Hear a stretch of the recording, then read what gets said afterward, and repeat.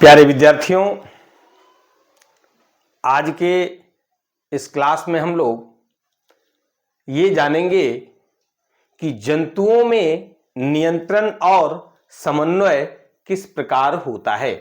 पिछले क्लास में हम लोगों ने देखा था कि पादपों में, पेड़ पौधों में किस प्रकार से नियंत्रण और समन्वय पादप हार्मोन के द्वारा, वो पादप हार्मोन क्या क्या था? ऑक्सिन, जिबरेलिन्स, साइटोकाइनिन, एब्सिसिक अम्ल और एथिलीन। इन सभी पादप हार्मोन के द्वारा किस प्रकार से पादपों में, पेड़ पौधों में नियंत्रण और समन्वय, कंट्रोल एंड कोऑर्डिनेशन का कार्य हुआ, इन सारी बातों की जानकारी हम लोगों ने ग्रहण किया। आज की इस क्लास में हम लोग ये देखेंगे कि जंतुओं में किस प्रकार से कंट्रोल और कोऑर्डिनेशन का कार्य होता है, नियंत्रण और समन्वय का कार्य होता है। तो आइए देखते हैं सबसे पहले कि जंतुओं में जो नियंत्रण और समन्वय का कार्य होता है बेटा, वो होता है दो तरह से। क्या क्या होता है? इसलिए हमने लिखा भी है कि जंतुओं में विभिन्न प्रकार की शारीरिक क्रियाओं के बीच समन्वय यानी कि कोऑर्डिनेशन तथा उनका नियंत्रण, कंट्रोल निम्नांकित दो प्रकार से होते हैं। और वो दोनों प्रकार क्या क्या है? तो पहला है तंत्रिकीय नियंत्रण एवं समन्वय, नर्वस कंट्रोल एंड कोऑर्डिनेशन। अब तंत्रिकीय नियंत्रण एवं समन्वय यानी जो तंत्रिका के द्वारा, जो नर्व्स के द्वारा, जो नर्वस सिस्टम के द्वारा, तंत्रिका तंत्र के द्वारा नियंत्रण और समन्वय जंतुओं में होता है। यह पहला टाइप, उसके बारे में भी अभी और जानकारी लेंगे। और दूसरा जो है वो है कि रासायनिक नियंत्रण एवं समन्वय, केमिकल कंट्रोल एंड कोऑर्डिनेशन। अब देखिए कि ये रासायनिक नियंत्रण और समन्वय किस प्रकार से होता है। तो रसायन के द्वारा होता है, केमिकल के द्वारा होता है, केमिकली होता है, रासायनिक रूप से होता है। कहने का मतलब हार्मोन से होता है। किसके द्वारा होता है? हार्मोन के द्वारा होता है। जबकि इसमें क्या होता है? तो नर्वस सिस्टम के द्वारा होता है ना, तंत्रिका तंत्र के द्वारा होता है। अब यहां पर हम लोग दो बातों की जानकारी ग्रहण कर रहे हैं कि जंतुओं में दो तरह से कमांड, ये कोऑर्डिनेशन एंड कंट्रोलिंग का कार्य होता है, नियंत्रण और समन्वय का कार्य होता है। एक नर्वस सिस्टम के द्वारा और दूसरा रासायनिक नियंत्रण एवं समन्वय यानी हार्मोन के द्वारा। अब किस प्रकार से होता है और जरा सा देखते हैं हम लोग। पहला है, देखो बेटा, कि तंत्रिकी नियंत्रण एवं समन्वय। तंत्रिकी नियंत्रण एवं समन्वय यानी जो तंत्रिका के द्वारा होता है, तंत्रिका तंत्र के द्वारा होता है, नर्व्स के द्वारा होता है, नर्वस सिस्टम के द्वारा होता है। तो क्या है कि यह तंत्रिकाओं के द्वारा होता है ना। क्या होता है? तंत्रिकाओं के द्वारा होता है, नर्व्स के द्वारा होता है, नर्व्स के द्वारा होता है। और उच्च श्रेणी के जंतुओं में, रीढ़धारी प्राणियों में तंत्रिकाएं, नर्व्स मिल करके क्या करता है? एक तंत्र, एक सिस्टम का निर्माण करता है। और उस सिस्टम को क्या कहते हैं? तंत्रिका तंत्र कहते हैं। क्या कहते हैं? तंत्रिका तंत्र कहते हैं या नर्वस सिस्टम कहते हैं। कभी आपने सोचा कि ये तंत्रिका तंत्र क्या है, नर्वस सिस्टम क्या है? शरीर में तंत्रिका कोशिका का जाल होता है। क्या होता है? तंत्रिका कोशिका का जाल होता है। तंत्रिका कोशिका का जाल होता है, एक तरह से नर्व सेल का नेटवर्क होता है। और ये पूरे शरीर में होता है। और इसी के द्वारा संवेदना उत्पन्न होती है। जैसे हम टच करते हैं, अगर कोई ठंडा चीज टच किए तब भी आभास मस्तिष्क को होता है, अगर कोई गर्म चीज छू देते हैं तब भी हमें एहसास होता है। ठंडा चीज भी छू दिए तब भी इसका अनुभव होता है, और अगर गर्म चीज भी छूते हैं तब भी इसका अनुभव होता है। और ये अनुभव किसके द्वारा होता है? नर्व सेल के द्वारा होता है ना।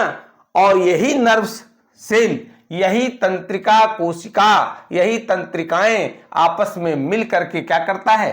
तंत्रिका कोशिका का निर्माण करता है, नर्वस सिस्टम का निर्माण करता है।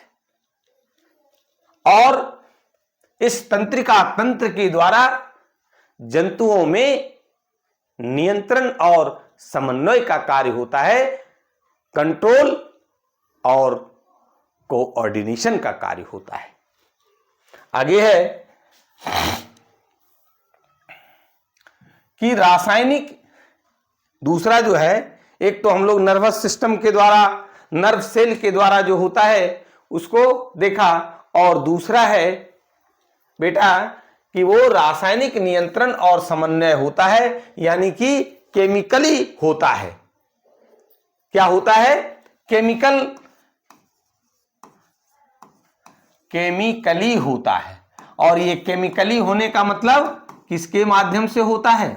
हार्मोन के माध्यम से होता है।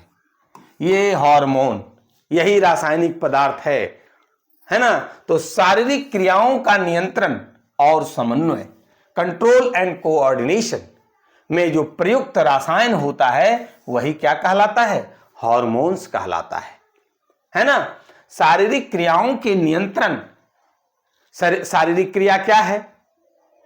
शरीर का बढ़ना, शरीर का लंबा होना, मूंछ आना, दाढ़ी आना, लैंगिक लक्षण उत्पन्न होना, है ना, यौन इच्छा प्रकट करना, बहुत सारा शारीरिक क्रिया है जो कि किसके द्वारा कंट्रोल और कोऑर्डिनेशन का कार्य होता है? तो वो है हार्मोन के द्वारा। क्या है? हार्मोन्स के द्वारा होता है ना। और ये हार्मोन से कहां से स्रावित होता है, कैसे शरीर को प्राप्त होता है? तो ये अंतःस्रावी ग्रंथियों के द्वारा स्रावित होता है। एंडोक्राइन ग्लैंड, है ना, किसके द्वारा स्रावित होता है? तो एंडोक्राइन ग्लैंड के द्वारा होता है। और ये एंडोक्राइन ग्लैंड क्या कहलाता है? अंतःस्रावी तंत्र कहलाता है। एंडोक्राइन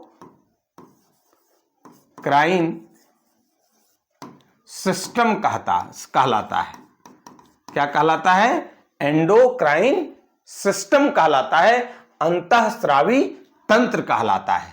तो यहां हम लोगों ने क्या देखा कि शारीरिक क्रियाओं का जो नियंत्रण जंतुओं में होता है वो एक रसायन के द्वारा होता है, और वह रसायन क्या कहलाता है? हार्मोन कहलाता है। ये हार्मोन्स अंतःस्रावी ग्रंथियों के द्वारा, एंडोक्राइन ग्लैंड्स के द्वारा स्रावित होता है, स्राव होता है, सेक्रेशन होता है, निकलता है। और ये अंतःस्रावी ग्रंथि, अंतःस्रावी तंत्र क्या बनाता है? अंतःस्रावी, ये तंत्र अंतःस्रावी तंत्र बनाता है, एंडोक्राइन सिस्टम बनाता है। इसके अंतर्गत अंतःस्रावी ग्रंथियों के विषय में भी हम लोग पढ़ेंगे, और उस ग्रंथि के क्या क्या सेक्रेशन है, क्या क्या मुख्य रूप से स्राव है, क्या क्या कौन कौन सा हार्मोन स्रावित करता है, और उस हार्मोन का शरीर में क्या कार्य है, कौन सा कार्य का वो नियंत्रण और समन्वय करता है, कंट्रोल और कोऑर्डिनेशन करता है, उन सारी बातों की जानकारी आगे की क्लास में ग्रहण करेंगे।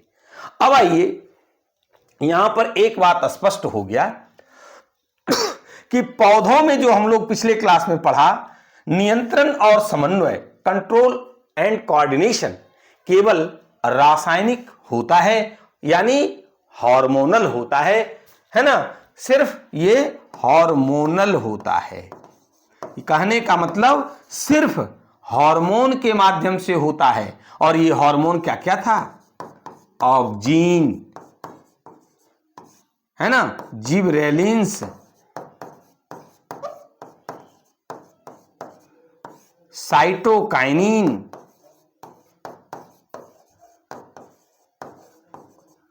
है ना, क्या था?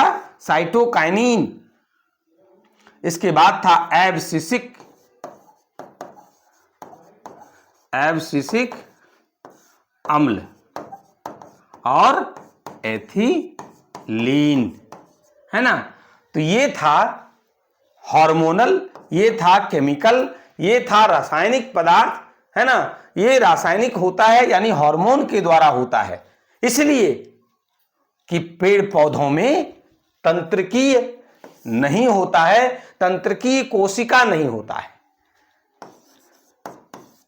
नर्व्स सेल का अभाव होता है। क्या होता है? नर्व्स सेल का, नर्व सेल्स का अभाव होता है, नहीं होता है। इसलिए पौधों में तंत्रिकीय नियंत्रण के लिए तंत्रिका तंत्र नहीं पाए जाते हैं, नर्वस सिस्टम नहीं पाया जाता है ना, नर्वस सिस्टम नहीं पाया जाता है। ठीक है, हम लोगों ने क्या सीखा? तो जंतुओं में तंत्रिका कोशिका के द्वारा, तंत्रिका तंत्र के द्वारा, नर्वस सिस्टम के द्वारा क्या होता है? नियंत्रण और समन्वय होता है। इसके साथ साथ हार्मोनल भी होता है, हार्मोन्स के द्वारा भी होता है, और वो हार्मोन का जो स्राव होता है वो अंतःस्रावी ग्रंथियों के द्वारा होता है, और यह ग्रंथि अंतःस्रावी तंत्र का निर्माण करता है, एंडोक्राइन सिस्टम का निर्माण करता है, और इन ग्रंथियों के द्वारा अलग अलग हार्मोन का स्राव होता है और उसका अलग अलग कार्य होता है। कहने का मतलब वो अलग अलग तरीके से शारीरिक क्रियाओं का नियंत्रण, कंट्रोलिंग एंड कोऑर्डिनेशन, समन्वय का कार्य करता है। इन चीजों की जानकारी अगली क्लास में हम लोग अगले 1 से 2 क्लास में ग्रहण करेंगे। अब है कि पिछले क्लास में हम लोगों ने पढ़ा कि पेड़ पौधों में जो नियंत्रण और समन्वय का कार्य होता है, कंट्रोल और कोऑर्डिनेशन का कार्य होता है, वो सिर्फ और सिर्फ केमिकली होता है, हार्मोनल होता है, हार्मोन के द्वारा होता है। चूंकि पेड़ पौधों में, पादपों में क्या होता है? नर्वस सिस्टम नहीं होता है, तंत्रिका तंत्र नहीं होता है, सिर्फ हार्मोनल होता है। और वो हार्मोन्स क्या क्या है इसकी भी जानकारी हम लोग पिछले क्लास में ले चुके हैं। वो ऑक्जीन है, जिब्रेलिन्स है, साइटोकाइनिन है, एब्सिसिक एसिड और एथिलीन है। चलिए आगे देखते हैं कि तंत्रिकी नियंत्रण और समन्वय जंतुओं में किस प्रकार से होता है, उनसे जुड़ी भी कुछ बात और हम लोग सीखने का प्रयास करते हैं।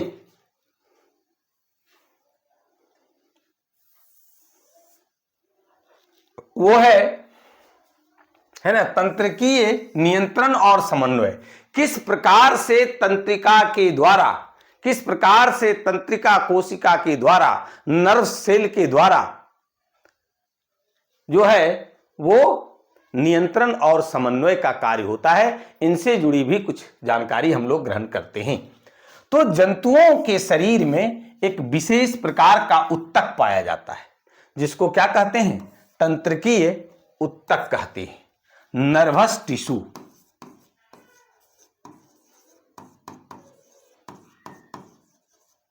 नर्वस टिश्यू होता है ना, जो तंत्रिका कोशिका मिल करके बनता है।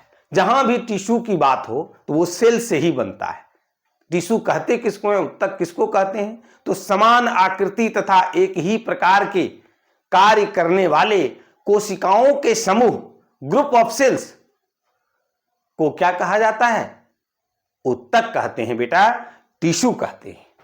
अब है कि तंत्रिकी उत्तक, नर्वस टिश्यू तंत्रिकीय कोशिकाओं,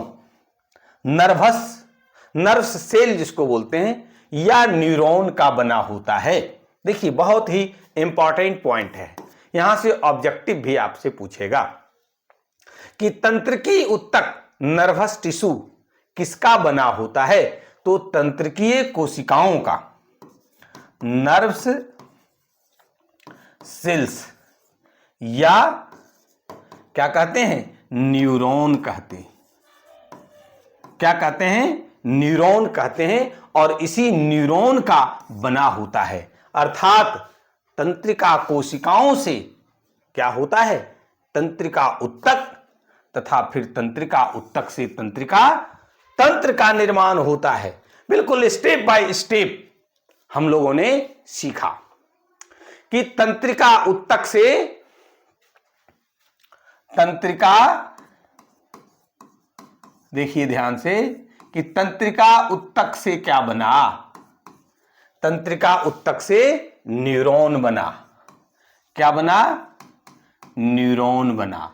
और फिर न्यूरॉन से क्या बना, तंत्रिका कोशिकाओं या न्यूरॉन से क्या बना, तंत्रिका ऊतक बनता है। और फिर तंत्रिका ऊतक से तंत्रिका तंत्र बनता है। फिर देखिए, न्यूरॉन से तंत्रिका ऊतक बनता है और तंत्रिका ऊतक से तंत्रिका तंत्र बनता है, तंत्रिका तंत्र बनता है ना। इसको उल्टा कर देते हैं। देखिए, न्यूरॉन या तंत्रिका कोशिका से तंत्रिका ऊतक बनता है और तंत्रिका ऊतक से तंत्रिका तंत्र बनता है, नर्वस सिस्टम बनता है। और इसी नर्वस सिस्टम से क्या होता है, नर्व्स के द्वारा, न्यूरॉन के द्वारा, नर्व सेल्स के द्वारा शरीर में नियंत्रण और समन्वय का कार्य होता है। आगे देखते हैं कि अधिकांश जंतुओं में तंत्रिका तंत्र जो है, नर्वस सिस्टम जो है, वो विभिन्न प्रकार की आंतरिक संवेदना। अब देखिए कि इंटरनल स्टिमुली, इंटरनल स्टिमुलाई क्या क्या होता है। तो होता है जैसे प्यास लगना, भूख लगना, या कोई रोग। ये क्या है, ध्यान दीजिएगा, इंटरनल संवेदना क्या है या उद्दीपन क्या है। तो इंटरनल संवेदना या उद्दीपन है प्यास लगना, भूख लगना या कोई रोग। ये सब आपका इंटरनल स्टिमुलाई के द्वारा, आंतरिक उद्दीपन के द्वारा, आंतरिक उद्दीपन है। अब है बाह्य संवेदना या बाह्य उद्दीपन क्या है। तो बाह्य संवेदना या उद्दीपन है जैसे भौतिक या रासायनिक, या फिर कहिए तो विद्युतीय प्रभाव। क्या है, विद्युतीय प्रभाव, इलेक्ट्रिकल इफेक्ट जिसको कहते हैं, उसके लिए ये हो गया हमारा भौतिक, रासायनिक या विद्युतीय प्रभाव। कैसे जानते हैं, जैसे ये बाहरी प्रभाव हुआ, करंट को छू दिए, करंट को टच किए, वो तुरंत से क्या होता है, पूरे शरीर में फैल जाता है। कोई गर्म चीज छू दिए तब भी वो एहसास करा देता है पूरे शरीर को। ठंडक चीज कोई छूते हैं उसका भी एहसास पूरे शरीर में होता है। तो ये हमारा बाह्य संवेदना या बाह्य उद्दीपन कहलाता है। जबकि आंतरिक संवेदना या आंतरिक उद्दीपन में प्यास, भूख या कोई रोग है जो इंटरनल है, शरीर के अंदर है। तो ये सब, इसके लिए कहने का मतलब अधिकांश जंतुओं में जो तंत्रिका तंत्र है वो विभिन्न प्रकार की आंतरिक संवेदना या उद्दीपन तथा बाह्य संवेदना या उद्दीपन के लिए अंगों को प्रेरित करने का कार्य करते हैं। कौन, तंत्रिका तंत्र, नर्वस सिस्टम। चलिए आगे देखते हैं कि उच्च स्तरीय जंतु में, रीढ़धारी प्राणी में, जिसमें मानव पर हम मुख्य रूप से फोकस कर रहे हैं, है ना, क्या होता है, तंत्रिका तंत्र का निर्माण किससे किससे होता है? तो होता है मस्तिष्क यानी ब्रेन, मेरुरज्जु स्पाइनल कॉर्ड, स्पाइनल कॉर्ड, और विभिन्न प्रकार के तंत्रिकाओं यानी नर्व्स से मिल करके क्या है, नर्व्स से मिल करके बना होता है। अब आपसे ये सवाल करेगा कि उच्च स्तरीय जंतु में तंत्रिका तंत्र नर्वस सिस्टम किससे मिलकर के बनता है? तो आपको क्या जवाब देना है कि नर्वस सिस्टम मस्तिष्क यानी ब्रेन के बारे में भी हम लोग इन डिटेल में बात करेंगे कि मानव का ब्रेन, मानव का मस्तिष्क का किस प्रकार से बनावट होता है, कितने भागों में बांटा है और किस भाग का क्या कार्य है। इन सारी चीजों की जानकारी आगे के क्लास में हम लोग ग्रहण करेंगे। मेरुरज्जु स्पाइनल कॉर्ड और विभिन्न प्रकार के तंत्रिकाओं यानी नर्व्स से बना होता है। अब आप तंत्रिका तंत्र जब भी आपसे पूछे कि नर्वस सिस्टम क्या है,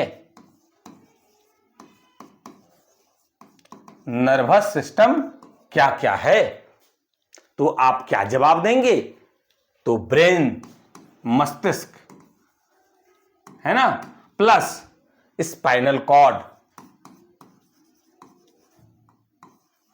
स्पाइनल कॉर्ड, मेरुरज्जु और विभिन्न प्रकार के नर्व्स सेल्स मिल करके क्या बनाता है, नर्वस सिस्टम बनाता है ना, तंत्रिका तंत्र का निर्माण करता है। और ये नर्वस सिस्टम जंतुओं में विभिन्न प्रकार के शारीरिक क्रियाओं का कंट्रोल करता है और कोऑर्डिनेशन करता है, नियंत्रण और समन्वय का कार्य करता है। कुछ निम्न स्तरीय जंतुओं में जैसे हाइड्रा है ना, हाइड्रा क्या है, एक निम्न स्तरीय जंतु है। किस प्रकार से होता है, इस तरह से होता है, इसके ऊपर क्या होता है, टेंटिकल्स होता है ना, ये हमारा क्या है, हाइड्रा है, क्या है, हाइड्रा है ना, ये हाइड्रा है। अब देखिए कि हाइड्रा में मस्तिष्क यानी ब्रेन या फिर मेरुरज्जु स्पाइनल कॉर्ड नहीं पाए जाते हैं, लेकिन इसमें भी नियंत्रण यानी कंट्रोल और संवहन की जो क्रिया होती है, एक जगह से दूसरे जगह जो इसका ले जाया जाता है, संवहन जो होता है, दोनों में मूल रूप से एक ही होती है। अतः क्या होता है, सभी जंतुओं में तंत्रिकीय नियंत्रण और संवहन के लिए प्रयुक्त रचनाओं की इकाई को क्या कहते हैं, तंत्रिका कोशिका कहते हैं, नर्व्स सेल कहते हैं। क्या कहते हैं, नर्व्स सेल, या इसी को क्या कहते हैं, न्यूरॉन कहते हैं। क्या कहते हैं, न्यूरॉन कहते हैं। और आगे अब हम लोगों को आगे के क्लास में यही तंत्रिका कोशिका यानी न्यूरॉन के विषय में इन डिटेल जानकारी हम लोग ग्रहण करेंगे। आज की क्लास में क्या क्या आपने सीखा, अगर कोई परेशानी हो तो आप हमें कमेंट करके जरूर बताएंगे। अगर आज का वीडियो अच्छा लगा हो तो लाइक, शेयर और कमेंट जरूर करके बताइएगा। जो लोग अभी तक चैनल को सब्सक्राइब नहीं किए हैं, चैनल को सब्सक्राइब करिए, ताकि जो भी हम वीडियो डालें, जो भी नया कुछ अपडेट दें, तो वो आपके तक पहुंच जाए। आज की क्लास में बस इतना ही। धन्यवाद।